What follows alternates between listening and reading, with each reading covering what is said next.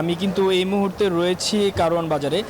সকাল থেকে কিন্তু হচ্ছে আমি বাজার দেখছিলাম যে বাজারে হচ্ছে দরদাম কেমন, যেহেতু হচ্ছে কাল বাজেট পাস হলো এবং অর্থমন্ত্রী কিন্তু বেশ কিছু পণ্যে হচ্ছে কর ছাড় দিয়েছে, যেটি হচ্ছে আগে ছিল 1 থেকে 5% সেটি কিন্তু হচ্ছে 0.5% করেছে।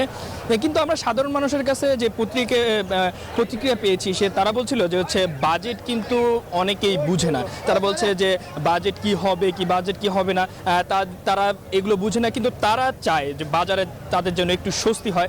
আমরা কিন্তু সকাল থেকে সেই স্বস্তিটাই দেখতে পাচ্ছিলাম বাজারে কিন্তু এখন সব কিছু সবজির দামই, কাঁচা সবজির দামই কমে গিয়েছে। আমরা গত সপ্তাহে দেখিয়েছিলাম যে প্রায় 60 থেকে 70 টাকা যেই সবজিগুলো দাম ছিল, আজ কিন্তু 20 টাকা 30 টাকা এবং 40 টাকা সর্বোচ্চ দামে বিক্রি হচ্ছে। ক্রেতাদের সাথে কথা বলে আমরা জানতে পেরেছিলাম, তারা কিন্তু বলছিল যে সব কিছুর দাম কমেছে এবং বিক্রেতারা কিন্তু বলছিলেন যে হচ্ছে সরবরাহ এখন কিন্তু বেশ ভালো, যার কারণেই কিন্তু এখন দামটা কমে গিয়েছে। এবং তারা বলছিল যে বাজেটের সাথে কিন্তু কাঁচা সবজির কোনো সম্পর্ক নেই, যে প্রতিদিন যে পরিমাণে আসছে এবং তারা সেই পরিমাণে কিন্তু বিক্রি করছে। তারা বলছিল যে হচ্ছে এখনো পর্যন্ত যেহেতু সরবরাহ ভালো, তার কারণেই কিন্তু সবজির দাম এখন কমে গেছে। আমরা যদি একটু বলতে চাই, আজ কিন্তু পেঁয়াজ বিক্রি হচ্ছে 30 থেকে 35 টাকায় এবং আলু কিন্তু বিক্রি হচ্ছে 20 থেকে 24 টাকা কেজিতে। এরই মধ্যে কিন্তু আমরা দেখতে পেরেছি হচ্ছে ব্রয়লার মুরগির কিন্তু দাম কিছুটা বেড়েছে। গত কয়েকদিন যাবৎ ব্রয়লার মুরগি বিক্রি হচ্ছিল 140 থেকে 45 টাকা, যেটি আজকে 5 টাকা দাম বেড়ে 150 টাকা এবং 155 টাকায় কিন্তু বিক্রি হচ্ছে বলেও আমরা দেখছি।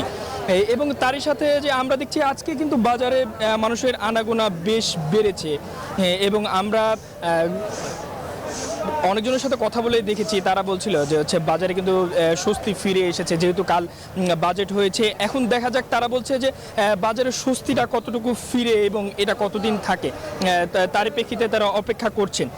তো এখনো পর্যন্ত আমরা দেখছি বাজারে কিন্তু বেশ ভালোই স্বস্তি দেখা যাচ্ছে। তো এই ছিল রাজধানী থেকে আমার কাছে সর্বশেষ। আমরা চলে যাব আমাদের আরেক সহকর্মী, তিনি রয়েছে চট্টগ্রামে, নয়ন বড়ুয়া।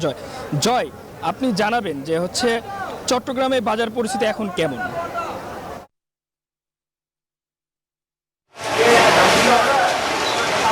মামুন, চট্টগ্রামে কিন্তু আমরা দেখতে পাচ্ছি অনেকটা ভিন্ন চিত্র আমরা দেখতে পাচ্ছি, যেহেতু বাজেটের পরের দিন আজকে বাজেট ঘোষণা হয়েছে, বিশাল আকৃতির বাজেট।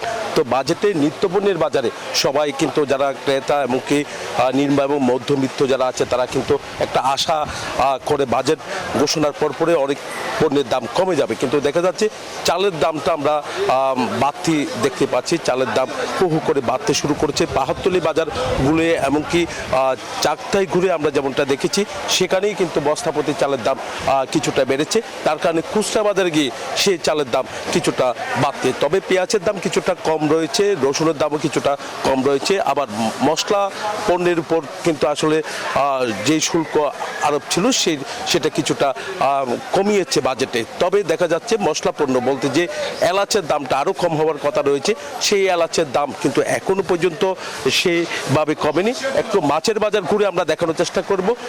চালের পাশাপাশি মাছের বাজার কিন্তু দেখা যাচ্ছে আবারও কিন্তু বাড়তি দামে তারা মাছ বিক্রি করছে। তো বাজেটের সাথে আসলে যে কাঁচা বাজার, আর কাঁচা বাজারে তেমন কোনো নেই, তারা যেখান থেকে আনে সেখানে যদি দামটা কমে তাহলে কিন্তু এখানে কম দামে তারা বিক্রি করছে। আমরা দেখতে পাচ্ছি যে চিংড়ি মাছ দেখতে পাচ্ছেন খুব সুন্দর করে সাজিয়ে রাখা হয়েছে। চিংড়ি মাছের দাম কিন্তু 1600 থেকে 1700 টাকা করে তারা চাচ্ছে। একটু ছোট সাইজের যেটা আছে সেটির দাম কিন্তু কিছুটা কম রয়েছে।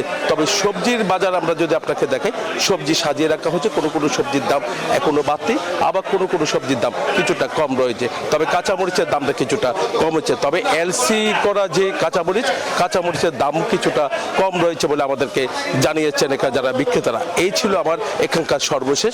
আমি ফিরে যাব, আমার সহকর্মী অপেক্ষা করছেন বরিশালে মিরনের কাছে। মিরন থেকে আমরা একটু জানতে চাচ্ছি, আপনি যে বাজারে আছেন সেখানে বাজারের কি অবস্থা, বাজেটের পরের দিন আজকে সেখানে কি দর দামের অবস্থা কেমন, একটু যদি জানাবেন।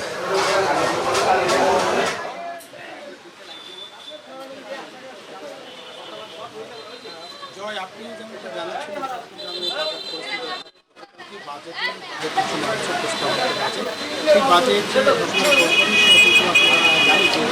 পাইকারি কাজ করে বরিশালের বাজারে থেকে তারা খাদ্য করেছে এবং শুনতে পেয়েছি ওদের বাজেটের যে প্রস্তাবনাটি ভালো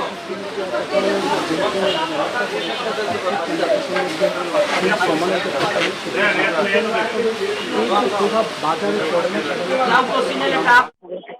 অর্থাৎ বাজেট ব্যবস্থাপনা বা বাজেট যে বাস্তবায়নের যে প্রক্রিয়াটা সেই প্রক্রিয়াটা যথাযথভাবে হোক প্রত্যাশা করছেন যারা যারা ক্রেতা তারা, অন্যদিকে ক্রেতা যারা বিক্রেতা তারাও যেমনটা বলছে যে বাজেট যে জনগণের বাজেট হওয়ার জন্য ক্রেতা বিক্রেতা উভয়ের শক্তি ফেরে এমনটা যেন হয়। আজকে যেমন আমরা বাজারে দেখেছি যে আগের যে দাম ছিল সেই দামই সবকিছু বিক্রি হচ্ছে, যেহেতু এখনো প্রস্তাবিত বাজেট এই বাজেট যখন চূড়ান্ত হবে তখনই কিন্তু এর প্রভাব চূড়ান্ত আকারে বাজারে পড়বে।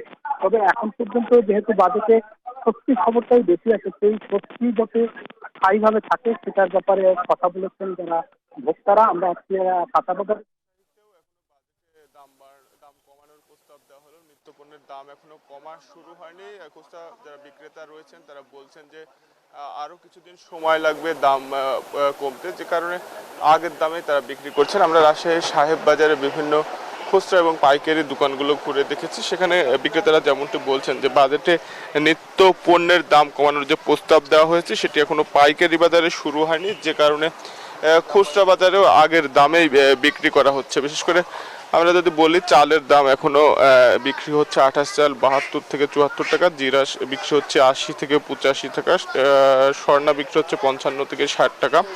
একভাবে আমরা মশলার দোকানেও দেখেছি মশলা বিক্রি হচ্ছে জিরা প্রতি 100 গ্রাম 65 টাকা, লবঙ্গ বিক্রি হচ্ছে 2500 টাকা কেজি। সব মিলিয়ে যারা খুচরা বিক্রেতারা রয়েছেন তারা বলছেন যে পাইকারি বাজারে দাম কমলে খুচরা পর্যায়েও প্রভাব পড়বে, তখন তারাও কম দামে বিক্রি করবেন। আমরা ক্রেতাদের সঙ্গেও কথা বলেছি, তারা যেমনটি বলছেন যে যেন বাজেটে যে দাম কমানোর প্রস্তাব করা হয়েছে সেটি যেন দ্রুত সময়ের মধ্যে কার্যকর করা হয়, সেই কথা কিন্তু তারা বলছেন। আর রাজশাহীতে যে কৃষি পণ্য রয়েছে, কাঁচা বাজার রয়েছে, সেখানেও দাম কমার কিন্তু প্রত্যাশা করছেন ক্রেতারা। তারা বলছেন যেহেতু বাজেটে কৃষি ও ভোগ্যপণ্য যেমন ধান, চাল, গম, আলু সহ মাছ, পেঁয়াজ, রসুন, আদা, লবণ, চিনি বিভিন্ন পণ্যের দাম কমানোর প্রস্তাবনা রয়েছে, সেক্ষেত্রে যেন সেটি দ্রুত সময়ের মধ্যে বাজারে প্রভাব পড়ে এবং নজরদারি যেন বৃদ্ধি করা হয় সেই কথা কিন্তু তারা কিন্তু বলছেন। এবং আমরা বিক্রেতাদের সঙ্গেও কথা বলেছি, তারা বলছেন যেহেতু এখনো পাইকারি বাজারে প্রভাব পড়েনি, যে কারণে তারা আগের দামে বিক্রি করছেন এবং তারা যখন পাইকারি বাজারে দাম কমবে তখন তারাও দাম কমিয়ে ক্রেতাদের কাছে বিক্রি করবেন। এই ছিল রাজশাহী থেকে সর্বশেষ মেঘলা।